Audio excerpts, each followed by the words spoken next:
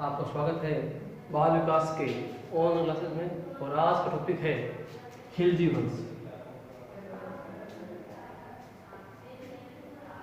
खिलजी वंश कल पढ़ा था हमने जलालुद्दीन खिलजी को। जलालुद्दीन खिलजी कौन था? जलालुद्दीन खिलजी कौन था बताइए आप? खिलजी वंश का संस्थापक था कौन? जलालुद्दीन खिलजी। इसने क्यूमस की हत्या करके गुलाम वंश की समाप्ति की थी और खिलजी वंश की स्थापना की थी। इसका एक था भतीजा और दामाद कौन था? अलाउद्दीन खिलजी। कौन था? अलाउद्दीन खिलजी। अब हुआ क्या कि अलाउद्दीन अपने ससुर और राजा जलालुद्दीन खिलजी की बिना आज्ञा ही दक्षिण भारत के अभियान पर चला गया। जब ये जानकारी मिली किसको? जलालुद्दीन को। तो इसने क्या किया? इसने कहा कि अलाउद्दीन ने मेरे से पूछे बिना ये काम किसे किया। परंतु अलाउद्दीन ने इनको बुलाया कि मैं चाहता हूं कि दक्षिण भारत से जितनी भी संपदा मैंने लूटी है वो आपको मैं भेंट करूं। इससे ये खुश हो गया और उसने क्या किया? इससे मिलने अकेला ही चला गया। यहां गौर कीजिएगा कि जलालुद्दीन ने क्या किया? मलिक काफूर ये इसको भेंट कर दिया कि मेरी ओर से तुमको मैं गुलाम भेंट कर रहा हूं। कौन था? मलिक काफूर। तो इसने कहा धन्यवाद और मौका पाकर इसने क्या किया? अलाउद्दीन ने इसकी हत्या कर दी और इसकी सिर काटकर अब तलवार की नोक पर लेकर दिल्ली आ गया और दिल्ली का सियासत संभाल लेता है। इस तरह अलाउद्दीन खिलजी है वो दिल्ली का शासक बन जाता है। गौर कीजिएगा कि अलाउद्दीन खिलजी को द्वितीय सिकंदर भी कहा गया है। द्वितीय सिकंदर भी कहा गया है। एक पुस्तक है खजाइनुल फतूह है।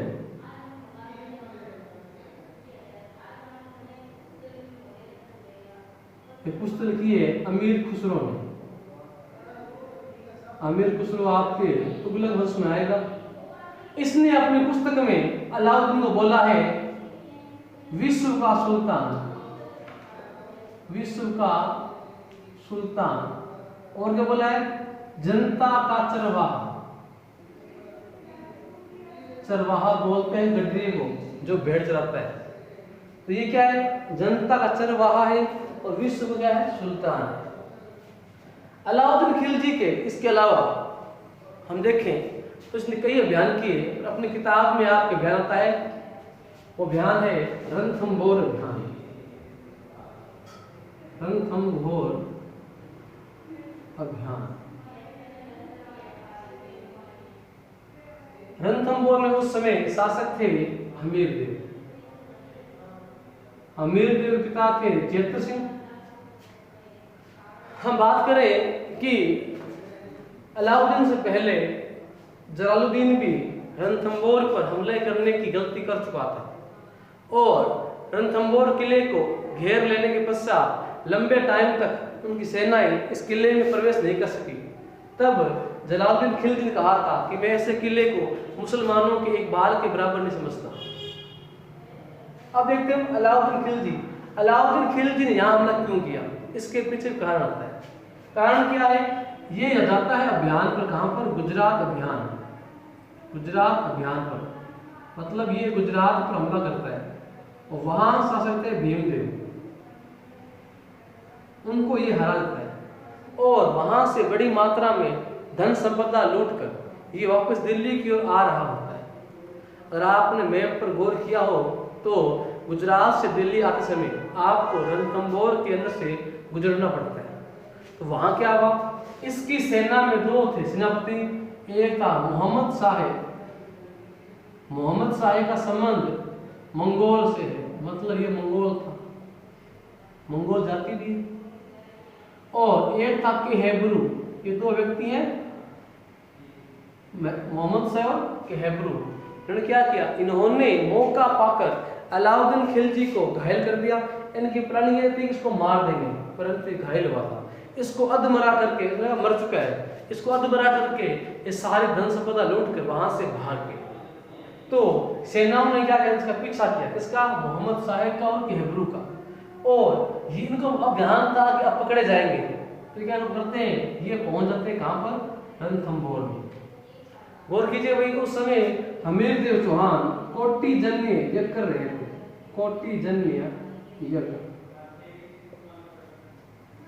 और ये पहुंच जाते हैं और कहते हैं हम जानते हैं कि हमीर के पास जो आ जाता है उसको ये शरण में ले लेते हैं। और हमीर के बारे में एक बात फेमस थी, हमीर हट त्रिया चट चढ़न दूजी बात, मतलब एक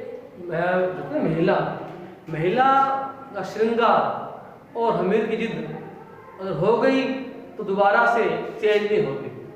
तो हुआ क्या, इसने इनको शरण दे दी, मतलब मोहम्मद साहब केहबरू इसकी शरण में आ चुके हैं। और जब अलाउद्दीन ध्यान पड़ा कि हमीर के पास ये दोनों जा चुके हैं, तो इसने उसके पास अपने दूत भेजे और कहा अगर हमीरदेव चाहता है कि हम रणथंभौर पर हमला ना करें तो हमीरदेव चौहान हमारे दोनों गद्दारों को लौटा दे।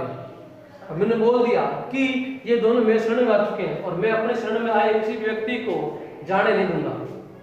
तो यहाँ से हमीरदेव में और अलाउद्दीन में दुश्मनी आरंभ हो जाती है। तो गौर कीजिएगा, ये हमला करता है। एक दुर्ग कौन सा, जाहिन दुर्ग, जाहिन दुर्ग, एक दुर्ग कौन सा है, जाहिन दुर्ग। इसे रणथंभौर की कुंजी बोला गया है, रणथंभौर की कुंजी। क्यों बोला गया है कि अगर किसी को रणथंभौर का किला जीतना है तो उसे पहले जाहिन दुर्ग जीतना होगा। जो व्यक्ति जाहिन दुर्ग जीत लेगा वो रणथंभौर जीत लेगा। इस किले पर पहले हमला करते हैं तो हार जाते हैं खिलजी, और उसके पश्चात हमला करते हैं तो खिलजी जीत जाता है और ये बढ़ पड़ते हैं रणथंभौर की ओर। गौर कीजिए यहाँ पर कि किले को घेर लेते हैं, परंतु लंबा टाइम बीत जाता है, बरसात का मौसम आ जाता है। अब ऐसा लगता है कि रणथंभौर किले को हम जीत नहीं पाएंगे। तब खिलजी के मन में प्लानिंग आती है।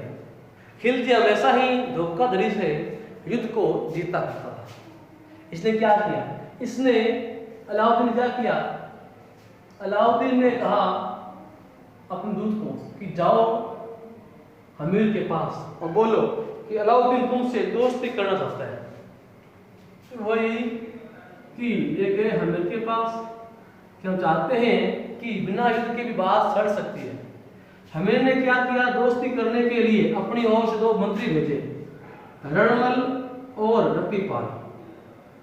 रणमल और रतिपाल, रणमल और रतिपाल। अब हुआ क्या, इसने उनको लालच दिया कि रणमल और रतिपाल, मैं चाहता हूं कि हमीर की जगह तुमको रणथंभौर का शासक बना दिया जाए। इनको लालच आ गया और इन्होंने क्या किया, इन्होंने अलाउद्दीन को किले में प्रवेश करने का गुप्त दरवाजा या मार्ग बता दिया। और हुआ क्या, खिलजी सेना उस किले में प्रवेश कर जाती है और किले में सबसे क्या करते हैं, वो एक तालाब है पद्मला तालाब, और अन्य छोटे तालाबों को उसमें क्या करते हैं, गाय का मांस या खून उसमें डाल देते हैं। क्यों डालते हैं, क्योंकि हिंदू लोग गाय को माता मानते हैं। और अब क्या हुआ, जितने भी थे राजपूत उन्होंने क्या किया, केसरिया कर लिया, मतलब सिर पर और केसरी पकड़ी बांध ली, मतलब मरना है मारना है। और महिलाओं ने क्या कर दिया, जोहर करना आरंभ कर दिया। तो पद्मला तालाब में पद्मा देवी या पद्मला जो थी हमीर की पुत्री, हमीर की पुत्री कौन है, पद्मला, उसने क्या किया, जल जोहर कर लिया। ये राजस्थान का पहला जल जोहर था। ये क्या है, राजस्थान का पहला जल जोहर, पहला जल जोहर। और हमीरदेव चौहान भी युद्ध लड़ते हुए मारे गए। मोहम्मद साहब केहबरू ने जब देखा कि राजपूत लोग उनको बचाने के कारण से मर रहे हैं तो वे भी मैदान में आ गए। इस तरह मोहम्मद साहब केहबरू भी मारे गए और इस तरह हमीरदेव चौहान ने अपने बचनों के लिए अपनी जान दे दी। अब बढ़ते आगे हम। इसके अलावा चित्तौड़गढ़ हमला किया इसने अलाउद्दीन ने, वहाँ कौन थे? वहाँ थे रतन सिंह। परंतु आपके सिलेबस में चित्तौड़गढ़ अभियान के बारे में कोई भी जिक्र नहीं किया गया, इसलिए अपने उसको नहीं पढ़ेंगे। इसके हम देखते हैं कि अलाउद्दीन ने एक उसके सिरी, जिसे सीरी दरवाजा बोलते हैं, जिसमें 7 दरवाजे, उसका निर्माण करवाया। इसे अलाई किला कहा गया, अलाई किला, इसे अलाई किला कहा गया है। इसके अलावा अलाउद्दीन खिलजी ने बहुत सारे प्रशासन किए या प्रशासनिक में सुधार किए। और हम देखते हैं इसके अलावा कि अलाउद्दीन खिलजी ने दिल्ली में शासन प्रणाली में सुधार करने के लिए बहुत सारे प्रयास किए। इसके अलावा अलाउद्दीन ने क्या किया? खलीफा की सत्ता को मान्यता प्रदान करता है। खलीफा बोलते हैं जो मोहम्मद साहब के वंशज थे। और इसने क्या की? उपाधि धारण की जस्मीन उल खिलाफत, उल खिलाफत नासिरी उल मुमनीन, ये उपाधि धारण की किसने? अलाउद्दीन खिलजी ने। अब देखते हैं भाई, अलाउद्दीन की मृत्यु के पश्चात उसके पुत्र कुतुबुद्दीन शासक बनता है। इसने अपने पिता के सभी कठोर आदेशों को रद्द करवा दिया और उसने उल वासिक बिल्लाह, उल वासिक बिल्लाह की उपाधि धारण की थी। और उसके भी शासन काल में हमें कोई खास जानकारी प्राप्त नहीं होती है। और अंतिम सत्ता खुसरव शाह, कौन था? खुसरव शाह। ये खिलजी वंश का अंतिम शासक है। आप जानते हो अंतिम शासक बोलने का मतलब क्या है? कि ये वंश इतने होगा। और अंतिम क्यों है? क्योंकि इसकी कोई ना कोई क्या कर देगा? हत्या कर देगा। तो इसकी हत्या किसने की थी? गियासुद्दीन तुगलक ने। इसने इसकी हत्या कर दी थी। और जानते हो जो हत्यारा होगा वो क्या बनेगा? अगला राजा बनेगा और अपने नाम से क्या करेगा? नए वंश की स्थापना करेगा। यहाँ अगला वंश कौन सा पढ़ेंगे? तुगलक वंश। ऐसे हम कल पढ़ेंगे, ठीक है। तो आज का यही टॉपिक एंड होता है। तो आज में देखा हमने कि खिलजी वंश, जलालुद्दीन, अलाउद्दीन, कुतुबुद्दीन और खुसरो शाह है। तो ज़्यादातर हम आपसे कुछ सवाल पूछ रहे हैं और आप उन सवालों के जवाब हमें कमेंट में देंगे। क्वेश्चन नंबर 1, खिलजी वंश की स्थापना किसके द्वारा की गई? क्वेश्चन नंबर 2, अलाउद्दीन खिलजी को मलिक काफूर किसके द्वारा भेंट किया गया? क्वेश्चन नंबर 3, अलाउद्दीन खिलजी के द्वारा कौन कौन सी उपाधियां धारण की गई थी? क्वेश्चन नंबर 4, अमीर खुसरो की लिखी हुई पुस्तक का नाम क्या है? क्वेश्चन नंबर 5, जनता का चरवाहा किसे कहा गया है? क्वेश्चन नंबर 6, कोटिजन्य यज्ञ का आयोजन किसके द्वारा करवाया गया था? क्वेश्चन नंबर 7, रणथंभौर की कुंजी किसे कहा गया है? क्वेश्चन नंबर 8, हमीर के द्वारा संधि के लिए किन 2 सेनानायकों को भेजा गया था?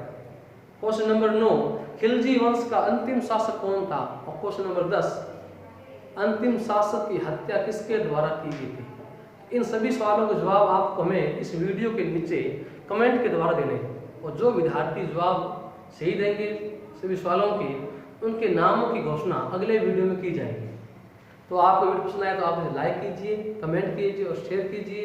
और अगर आपको वीडियो अच्छा लगे तो शेयर जरूर कीजिएगा। धन्यवाद।